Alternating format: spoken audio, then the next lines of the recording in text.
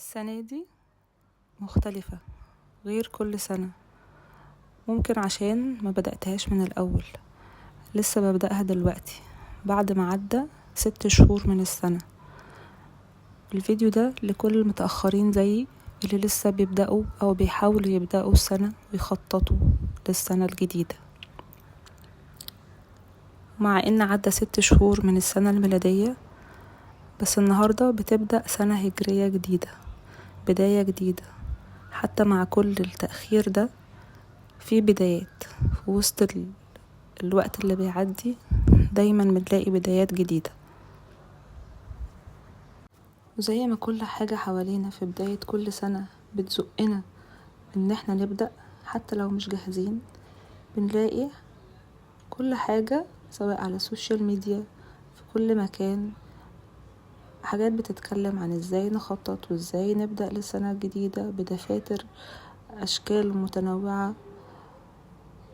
بس مش شرط او بالضرورة ان يكون ده الوقت المناسب ان احنا كمان نبدأ. انا كمان في بداية السنة او قبل ما السنة تبدأ كنت مقررة ان انا اعمل نتيجة جديدة ليا اعلقها على الحيطة، بس اكون انا اللي عاملة التصميم بتاعها.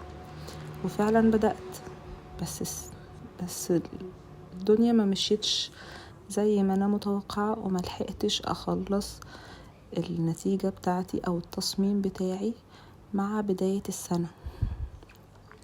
والرحلة دي علمتني حاجات كتيرة. انا بدأت قبل ما السنة تبدأ اعمل التصميم، بس الحقيقة انا خلصت التصميم بعد ما السنة بدأت بشهرين، وطبعت التصميم تقريبا في شهر فبراير او في شهر مارس. وعشان اعلق التصميم، علق النتيجة الأخيرة الشكل الأخير للنتيجة علقته بعد 4 شهور في شهر 6. وده علمني اني مش لازم أبدأ مع كل اللي بيبدأ، ممكن كل واحد بدايته تكون مختلفة.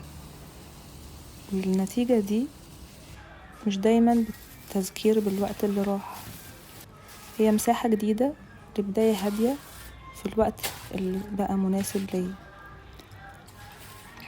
انا كنت فعلا محتاجة الوقت ده ان ارجع لنفسي بالراحة وبهدوء من غير اي ضغط حواليا، او في الوقت فعلا اللي انا ابقى مرتاحة فيه واقدر افكر بهدوء.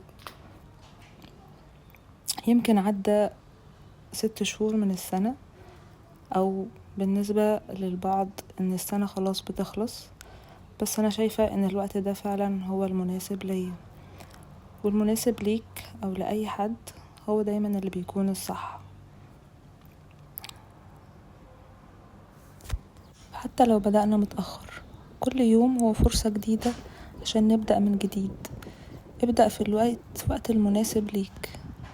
المهم انك تبدأ بسرعتك او برتمك او بوتيرتك الخاصة، من غير ما تبص على سرعة اللي حواليك.